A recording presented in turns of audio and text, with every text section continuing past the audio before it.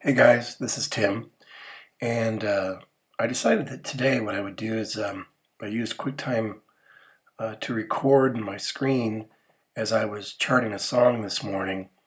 I've been meaning to do this for a while to kind of demonstrate how I put together some of these charts that I do with Finale Notepad 2012. I can't afford the actual Notepad or the actual Finale software, so I just use the free software. But it's been getting me by pretty well so far, making charts for the various bands that I'm in. And so I was sitting down to do Copperhead Road today. I already know the song, but I'm just trying to make sure I get charts for everything into my software that I'm using. So I went ahead and recorded it, and as it turns out, it was a pretty simple song to structure and put together. So I thought I'd go ahead and speed it up and then just kind of talk about what I was doing. So um, I have my own little font set and everything that I use, so I kind of start with a template. Most of the songs that I do are in 4/4, so I'll just start with a song that I already recorded or done a chart for, and then I'll just wipe everything out of it and start over. So that's kind of what I did here. And then change the title at the top, to the name of the song and the artist. And then I'll clock it with my software for my metronome stuff and just kind of tap and get a general feel. This song fluctuates a little bit for the most part, though it seems to be right around 156 BPM. So I'll note that, the feel at the top, and then I just kind of version it with the date so I get an idea of, if I make any changes, I can update that and how old the chart might be. So then I just kind of start putting in, a bunch of empty measures and started going through here. Now, there's different ways to kind of feel this particular song, but because the end of the song really kind of gets cooking, with a full-on 4/4, beat, I decided to clock it at 156, and then the intro kind of has that kick thing that's only happening every so often, so it kind of turns into kind of a halftime shuffle. So that's what I decided to do, is basically just kind of clock it at quarters at 156. So I made notes for the bagpipe or the organ thing that's happening at the beginning of that song, and then the drop in for the drums. And so I'll just go in there and start plotting things.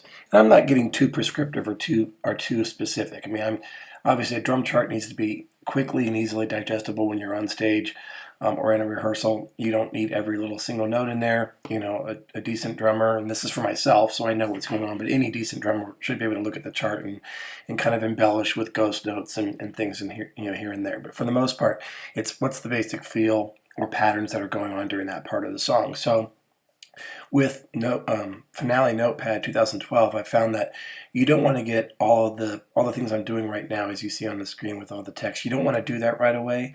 The first thing you want to do is go through the song and just kind of get the basic patterns. So that's what you saw at the beginning of the video, was me just kind of going through and listening to all the distinct feels and basic patterns and getting those all out into the chart.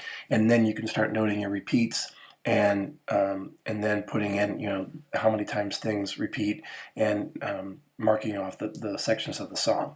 So as you can see at this point, I've got the basic feel portions of each pattern in there. In the beginning, it kind of feels a little bit more like a quarter note with that kick on 3.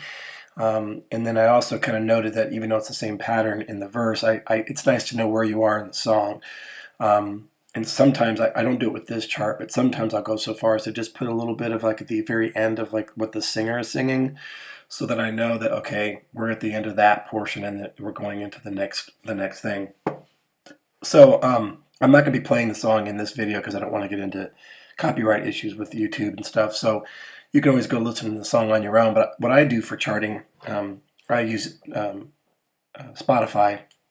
I find it's really easy to put together lists for the new songs I'm learning or for whatever band I'm in, and most things are out there on Spotify, and so that's what you see me doing, is flipping back and forth, kind of doing my command tab, to switch back and forth to Spotify, and then I find it's useful to kind of learn all the keyboard shortcuts for the apps you're using, so you can quickly, go back a few seconds or go back to the beginning of the song and quickly get around in the song. So you'll see me switching back and forth between Finale and Spotify, listening to the song, and I just go in and I kind of count things. And once I get far enough along, I'll go ahead and start filling in some of the gaps like you see that I'm doing here. The reason I don't do that too soon is that even the littlest thing like adding repeat marks or just adding another measure can completely move things around and resize the size of the measures. So if you do that too much, too soon, then you're moving all the text around a lot. So it was basically kind of roughed in. I knew I wouldn't have too many more measures to add, so I went ahead and started kind of doing this. So I'll just listen to it multiple passes, make sure I got my counts right. Then I start adding notes about, whether it's hi-hat, which tells me I can kind of, play around with some open and closed stuff, or whether it's, distinctly closed or distinctly open, whether it's ride cymbal, even though I'm actually, I've got the notes on the ride portion of the staff. Sometimes when you're playing, you just like that reminder, just enough to, tip off everything that you're doing. So I just go in and then make notes about where where those tom fills are. This isn't to, if you don't know the song at all, this may not be the most useful chart, but it's really for the idea that, I have everything electronically and in my system that I use, and that if for some reason we stop doing the song for 6 months or to a year, and then we pick it back up, all I have to do is glance at this chart, and it instantly comes back to me as to what to do, and I got the basic breakdown of how the song goes. So that's basically it. And then, I'll save this. And what I do now, I'm starting to use this software called Fourscore. And it's really good for keeping various set lists of PDFs. And then you can attach the metronome to it, automatically have the metronome start when you switch to that song. You can organize your set list so things go from song to song.